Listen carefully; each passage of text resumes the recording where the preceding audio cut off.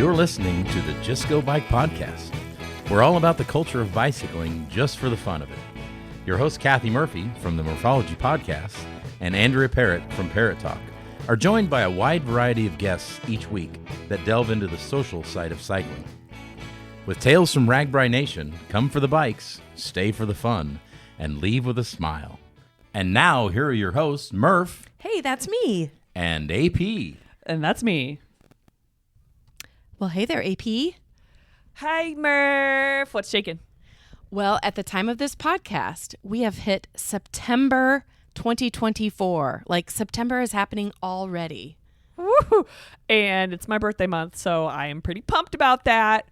And in the comments that you had written for me, you said it's hard to believe fall is literally creeping up on us, but I am a staunch believer that my birthday is still in the summertime. So don't you make me say stuff like that. Okay, I am so sorry. A, happy birthday.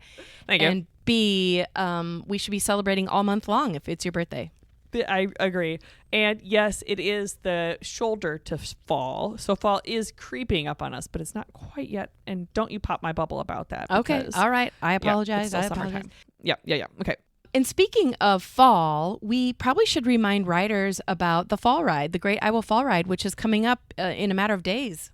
That's right. So yes, it is fall in that way.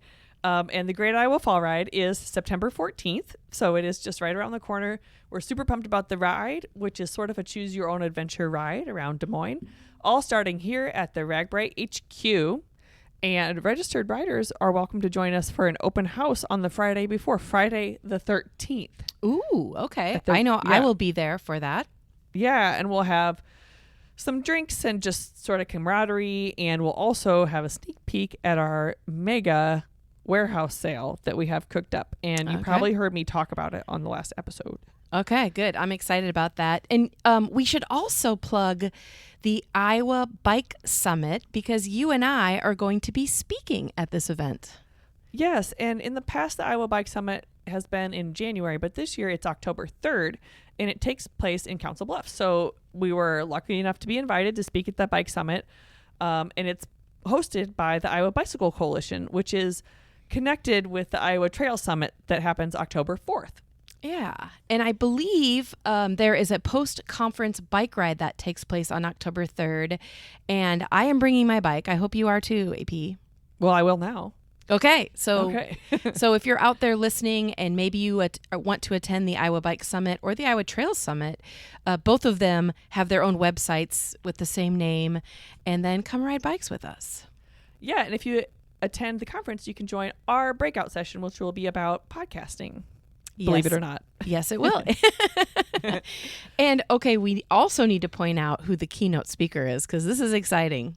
Yeah, we cannot continue another word without saying that the keynote speaker is Denise Mueller, who, if you don't know, you should. She is the fastest human in the world on a bicycle.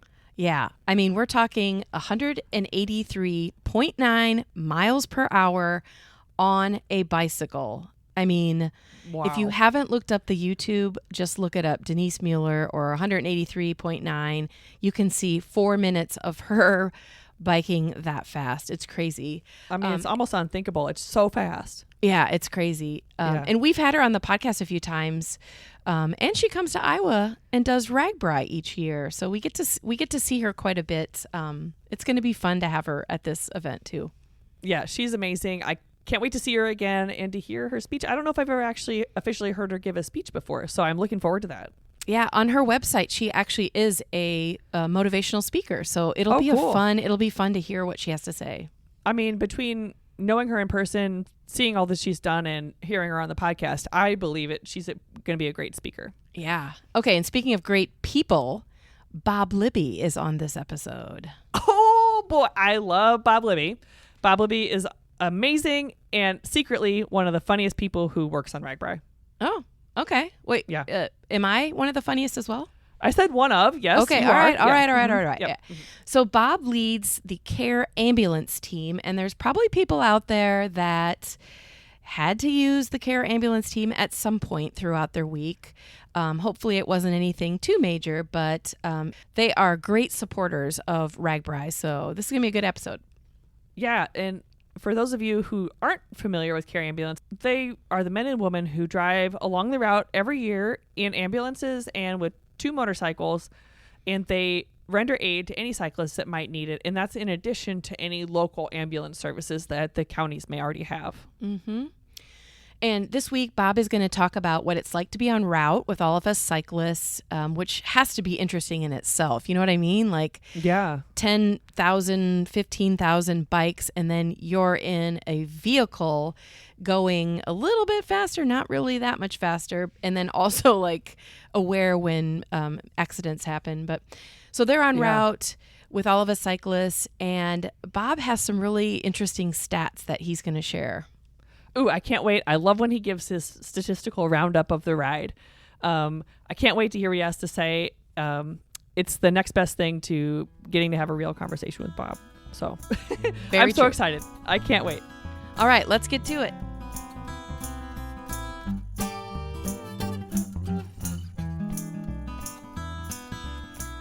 Well, a warm welcome back to Mr. Bob Libby of Care Ambulance. Hey, Bob. Hey, good morning. I absolutely love chatting with you. Well, because we're friends, but also because you have such a unique perspective when it comes to RAGBRAI. I love talking to you, not only because we're friends, but I also feel like you have the unique perspective on RAGBRAI and cycling. Yeah. And Care Ambulance, I guess I learned this when we podcasted last year, but Care Ambulance is more of a private company, private service, and it is your company, correct? That is. Well, will you tell us a little bit about Care Ambulance and maybe how it came to be? Sure. So Care Ambulance was initiated by RAGBRAI. Ironically, we started after RAGBRAI started 52 years ago, or 51 years ago. And when they started doing the ride, they found out that there were so many people coming, maybe they should bring an ambulance. And so Care started at that point. So close to like 45 years ago. And ever since then, we're the only ambulance that has been on RAGBRAI, and we absolutely love it. We have people every year who say, "Man, I want to work with you guys," and we tell them, "Well, we have crews already," because the crews that do work with us are people who have been in the industry for a lot of years and have a lot of experience. I would assume it's a kind of a coveted assignment that people will say, hey, I'm coming back next year for sure. That is so true. And I love the way you put that it's coveted, because even this year when I got back, I had emails from people saying, hey, I'd like to be considered for next year. Wow. And I always tell them, thank you. I'd love to consider you as well. But most typically, when you have a crew that works together, we don't want to change something that's been set up and has worked so well over the years. And this might be a dumb question, but who do you employ? I mean, I'm assuming if somebody's driving an ambulance that they are a paramedic of some sort, but will you tell us what type of, what's the right word there? What type of employees that you employ? Yeah, that's a great question. So most ambulances run with an EMT and a paramedic, but in our case, because of what we do and the acuity of the people that we see, we run with a critical care paramedic, and then we have nurses or nurse practitioners, and then each ambulance also has a physician in each ambulance. Oh, wow. So it's a higher level. I think that the big difference is the fact that on RAGBRAI we treat and street. So we fix people, and if they really don't need medical care immediately, then we send them on down the road. Because if you haven't learned this, RAGBRAI, nobody wants to be sagged or rode in an ambulance. Right. And so I certainly do not. they just want us to put the training wheels back on and get them on down the road. And so that's our job, to be sure that we fulfill that need. Yeah. But then the people that we employ are people who have that experience of saying, well, you know what, really you shouldn't ride anymore, and you should go in and be evaluated. Mm-hmm. And I want to talk specifically about RAGBRAI and Care Ambulance. But before we do, are there other events that you work or that you supervise? Yeah. So we have a couple other events. They're obviously not as big as RAGBRAI, which is the world's largest organized bike ride. Mm-hmm. Or I like to say it also is the world's largest family reunion. Yeah. But what we do, we have some other events, some concerts that we do, like a weekend-long concert event or a week-long concert events. We have some motorcycle races, ATV races, and we do the Iowa Speedway, which is a NASCAR track that we assist there as well. So you get to go to a lot of cool events with the ready-to-work thought process, but probably hoping that you don't have to, work some bad accident. That's correct. Yeah. Okay, so here's the interesting thing about, being a RAGBRAI rider like me. For instance, I witnessed a pretty bad bike accident where a lady was trying to get off onto the shoulder and the rocks were really deep. And so she lost control and tumbled down a hill. And then her friend went to stop, and then she did the exact same thing. It was crazy. So there's two women that had both rolled down the hill. And so a bunch of us had stopped trying to kind of figure out what to do. And lo and behold, an ambulance came up over the hill coming at us. And so, I was back on my bike and moving away before I even knew if the women were okay, because I knew that they were in good hands. And, me standing there isn't going to help. But it just made me think, like, okay, how do these paramedics and EMTs know where to be on the route? And then I thought, Bob Libby's going to know, because you've been doing this for so long. So how does it work? So we do assign a certain area. So we divide basically the day route in fours, because we're out there with 4 ambulances, and that each ambulance is dedicated to one section of the route. So if it's 40 miles, one ambulance is going to cover at least 10 miles of that 40 miles. Okay. Now, if one ambulance goes out, then the other ambulance covers for that area. But the big trick is that you learn where the bubble is. Each day, you learn where the majority of the people are going, and that's the bubble we try to stay in. So if more of the action is happening in the front, then we try to move forward. But if the action is happening in the back, then we pull people back and move them back, so that they're actually more in the thick of things, per se. Mm-hmm. Just because that's a more people, more risk, or just the volume of people, that if an accident's going to happen, that's where it's going to happen? Yeah, I think the volume of people is the big key to it.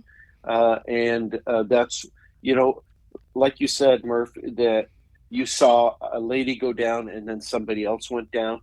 Most typically, if you have one bicyclist go down, you have 2 bicyclists go down. So it almost happens in twos, because one taps the wheel, or one tries to turn in front of them and catches the wheel, and then they both go down. Yeah. And so we always prepare for a 2 instead of 1 patient.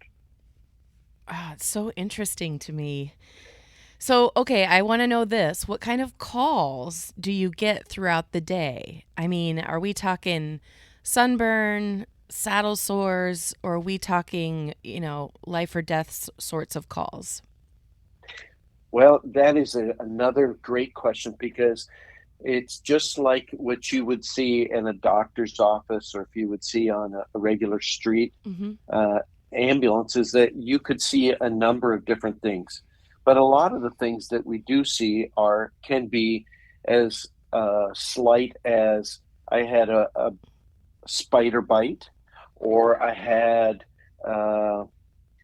fell down and I had road rash, or I have a broken collarbone, or what the array of things are incredibly different. So this year we saw a number of things. We're very fortunate. Along with the 4 ambulances that are out there, we have 2 quick response vehicles, which are motorcycles that basically do the same thing. They try to stay in that bubble and drive back and forth because they can get there much quicker than we can, and they can either fix the problem or tell us that we need help. And so it's super nice to have them there. But then along with those quick response vehicles, we also have a large first aid trailer. And the nice thing with the first aid trailer is that's the only unit that doesn't move. Okay. We know where it's at every single day. And so we can treat somebody and say, we'd like to treat you, but we also want you to follow up with the medical care and go see our physician or go see our nurse who is there at that first aid trailer. And so we're able to follow up and see, did something change? Are things worse? Are they better? And then we're also able to change bandages and fix things so that people can keep going and make this ride a ride that they're proud of, that they rode and they did every single mile. Yeah. I mean, it's an excellent service. I mean, I don't know what RAGBRAI would be like if you had to rely on the small towns to actually get to an accident, but it's remarkable how well we all work together.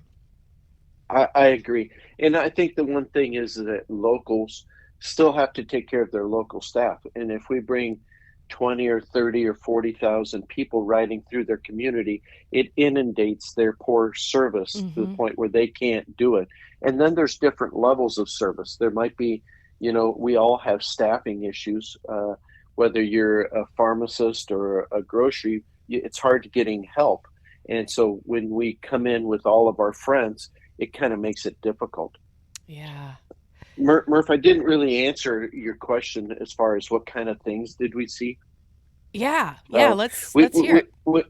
We saw a couple people who fell in a typical injury for a cyclist is a broken collarbone because they stick their arm out to kind of protect themselves, and then they break a collarbone. So we obviously see those occasionally.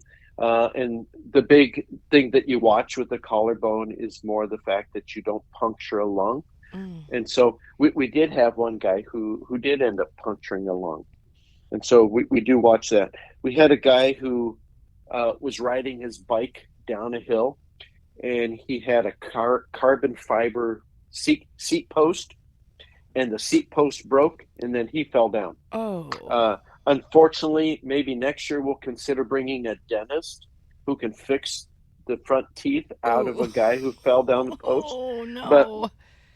And so that we have that. We have a gentleman who was riding his bike, and he got unclipped because something went in front of him, and he jumped down and he landed on the center post, and that's an owie for a boy. And so, but the worst calls that we have, are cardiac arrests. Somebody whose heart stops on the ride. Luckily, this year we did not have any of those. But then the second worst is when you fall down, and if you hit your head, you have a traumatic brain injury. And so it's we had a few of those where people had to be evaluated at a trauma center. And we're fortunate to have those here in Iowa. Yeah, for sure. Well, along those same lines, do you want to give us some stats from this year's ride, as far as what you can legally talk about? But I mean, just any sort of stats? Yeah, you bet. So I'll give you for instance, most years we typically transport anywhere between 20 and 50 patients a year. And that's people who really need to go. That's not people that we treat and release. And so last year was the was it last year, the 50-year anniversary. Yep. And so 50 years, we brought lots of our friends along, and we transported almost 90 people last year. And that was a lot. Now this year, we we were on the southern route. It was much more tolerable and much better as far as how many people were there. And we only transported 32. And so that's still a lot of people, though. It is a lot of people, but really, if you figure you have 30 or 40,000 riders out there, something's going to happen. Sure. And so on top of that, the first aid trailer saw over 2,000 people. Wow. And that can be an array of, I need a tampon, or can you take my blood pressure, or I have, do you happen to have any ibuprofen, or cleaning wounds and wrapping them, or my knees sore, or do you have any udder butter, or things like that. So they saw over 2,000 people, which is over 300 a day. Dang, that's a lot. And it is a lot. And that's the stationary trailer that's in one of the towns each day? Yes, that's the trailer that sits in the meeting town, and they set up there, and they'll have a nurse, paramedic, and a lot of times there'll be a physician in there with them, just taking care of people.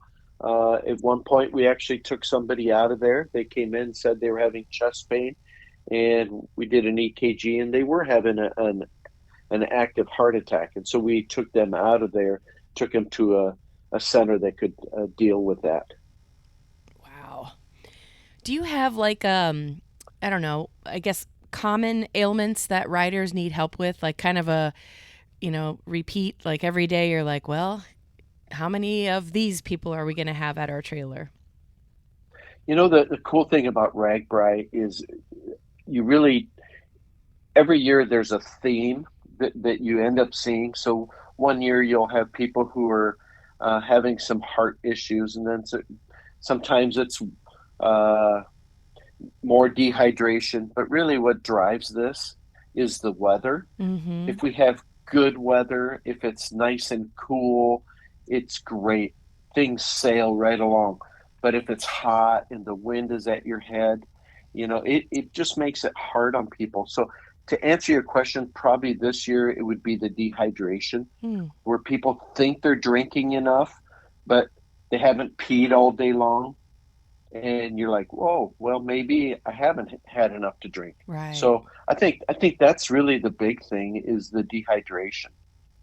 I guess it would depend on weather, as you mentioned, but then also the route. I mean, with all the elevation that people were climbing, I guess if you're not training, that could put you at risk for either heart problems or, things like that.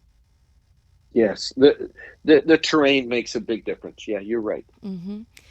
So I definitely pedaled by, several, I would assume that they were accidents or incidents where an ambulance was where paramedics and EMTs were actively working on patients. And you've got this sea of bikes going by, and almost every time there were just cyclists helping by, keeping the bike traffic away from the ambulance. But what's it like when you're literally on the side of the road trying to help a cyclist? So it is way different than a typical street paramedic. Mm-hmm. If you're a street paramedic, an ambulance, you set your lights on, and a lot of times cops are there to help move people over. Or if you need to, you can shut roads down so that there's not movement around an accident scene that you're working on. On RAGBRAI, it doesn't happen that way. We have a constant stream of people driving through. Even though there's a bad, a super injured person, there's cyclists riding by. Mm-hmm. We're very, very fortunate to have a team that does a great job with us, and that's Team Air Force. And they will get 5 or 6 people, and they'll set a triangle and move people over or stop people. Mm-hmm. And it helps so much because we can get out, we can turn around. If we need to go back a different direction, they're just super helpful. So it is difficult, but also people are very receptive. If you use your voice and you tell people what you want, people will do anything you really want. You just Mm-hmm. have to be willing to use your voice, and we all work together. Yeah, for sure. So here's the second biggest question I have when I am riding my bike and thinking, which I know probably sounds crazy that I do some thinking while I'm biking, but what's it like driving an ambulance on the route with a sea of bikes, and typically you guys are going the opposite way of bike traffic? Yeah, so it's it's very different, and I'll tell you, to be honest, that after you're done with rag, it takes a little adjusting to get back, because we drive probably 90% of the time on the left-hand side of the road. So we try to push the cyclists over on the right side of the road, because there's still oncoming traffic. The roads aren't closed. And Right. so we typically drive on the left-hand side of the road, and we drive only about the highest is about 25 miles an hour. Mm-hmm. In the event that there might be an accident, we might go 35, but typically it doesn't go very fast, because we don't want a cyclist to pop out in front of us and hit a cyclist. So we're very cautious. So we do drive on the left-hand side of the road. We pay attention.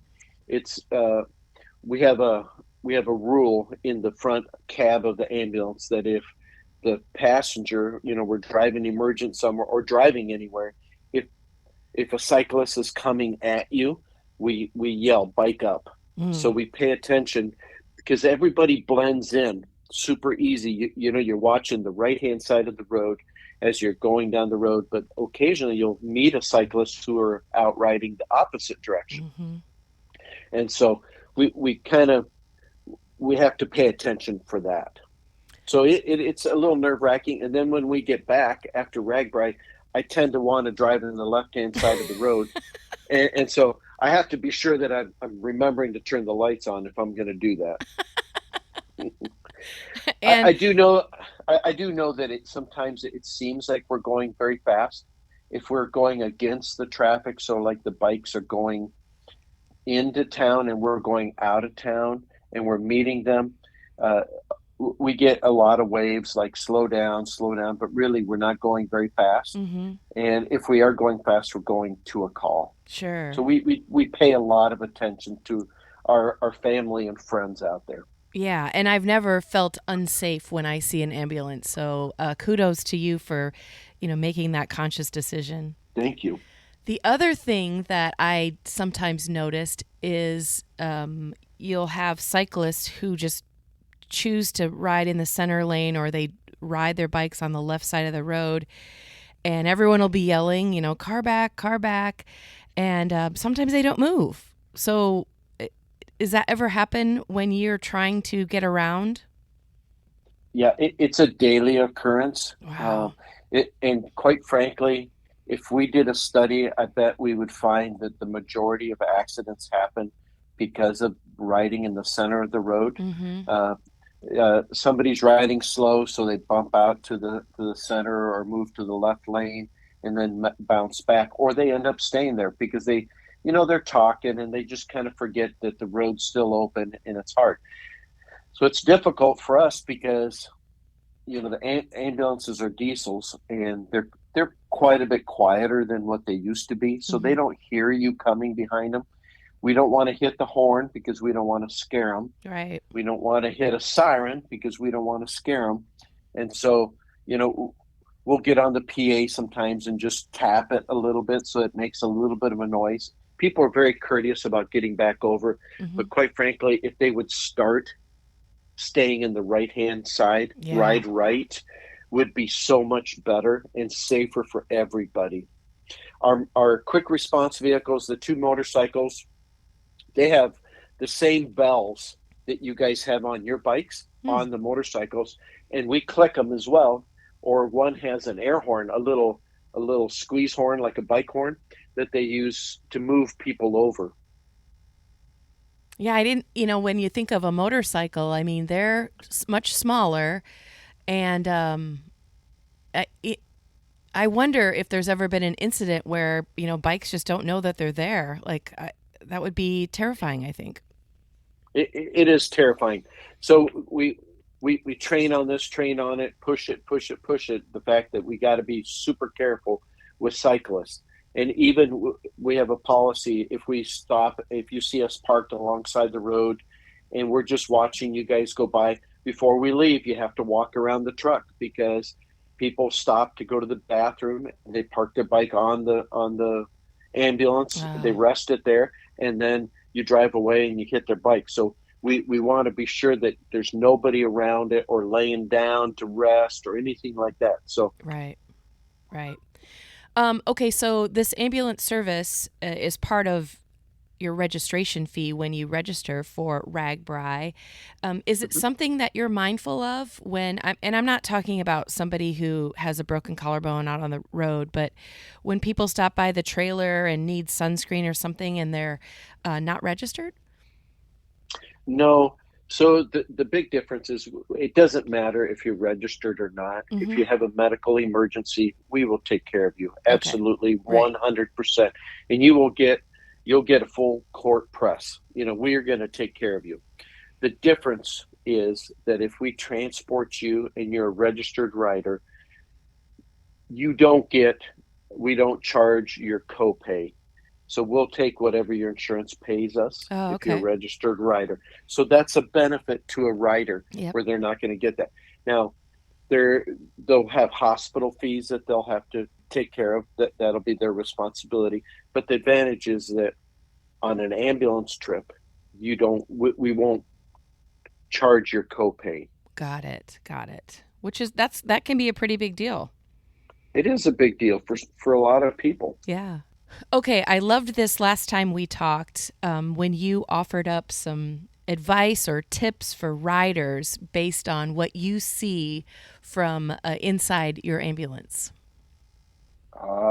This is the part where I love, and every year we talk about this while we're going down the road.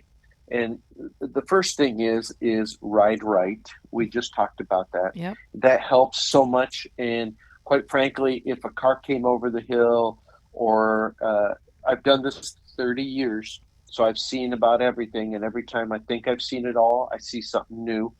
But we had a grader and a bike meet up once. Luckily, nobody got seriously injured, but it can happen. So if we just stay to the right of the road, it makes it so much safer. So do your best, go around people, and then get back in the right-hand side. Mm-hmm. That's great. Helmets. This year I saw a little higher number of people who decided not to wear helmets. Really? And it's amazing doing the 911 side and taking care of cyclists who get injured and wear helmets. It's nothing like RAGBRAI. People on RAGBRAI, their speeds are a little higher and they break their helmet.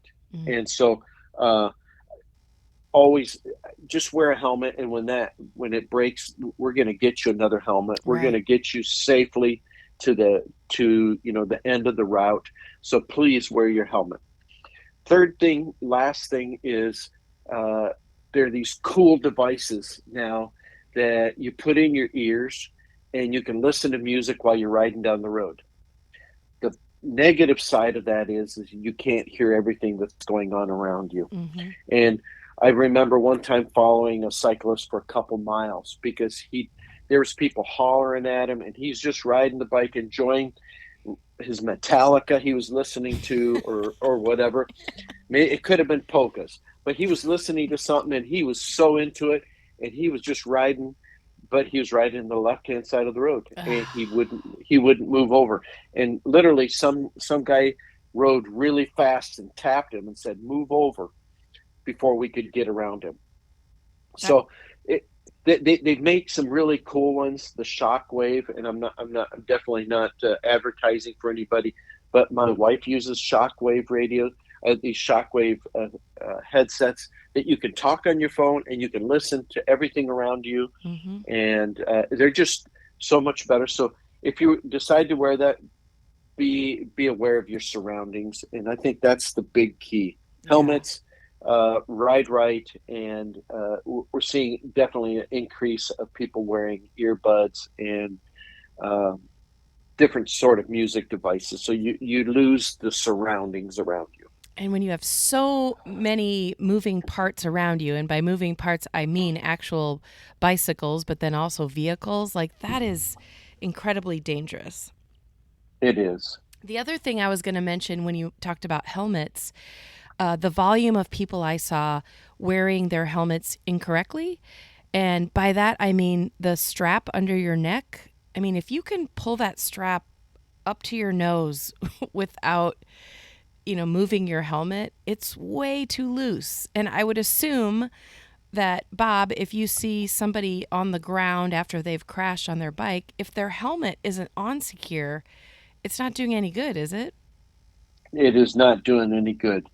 So if you just stop at a bike shop, I know that they would be super happy to show you how to size it and get it set. If you can't afford a bike helmet, talk to a cycle shop. I know that they can help you with that. And by all means, if you stop at an ambulance or the first aid trailer and you don't have a helmet, we're going to offer you a helmet as well. Awesome. Well, Bob, do you think you and your crew will be back next year for RAGBRAI LII? I tell you what, let me think about it. Absolutely. We're so excited. I can't tell you enough. If you've never done RAGBRAI, you can hear all the stories, you can see all the video, but it's nothing like being there. It is truly the world's largest organized bike ride in the world, and there's nothing like it. These people are people you want to see every year, and it's friendships that I still maintain from year to year, and it's just a wonderful experience. And thank you, Murph, for letting me come and talk for a little bit about this. Yeah. It is my passion. Well, that is clear. And I will say on behalf of all the RAGBRAI riders, thank you for the service that you provide and for being there and for getting people back on the road as quickly as possible. Thank you. All right, Bob, I appreciate you coming on the podcast, and hopefully I will see you before next July. Oh, I hope so too. Maybe at this fall ride. There you go. Yeah, I'll be there. I look forward to it. Thank you so much for what you do and for sharing the good news of cycling and just for what you do. Thank you.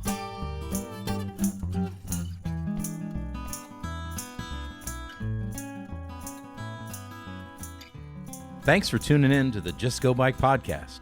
Murph and AP will be back next week. In the meantime, check us out on YouTube, Instagram, Facebook, and X, formerly known as Twitter. And if you would like to contact Murph and AP with a comment about the podcast, or maybe you have a topic in mind, email them at justgobikepodcast@gmail.com. Don't forget to rate, review, and subscribe to this podcast, especially if you're a fan. Until next time, Just go bike!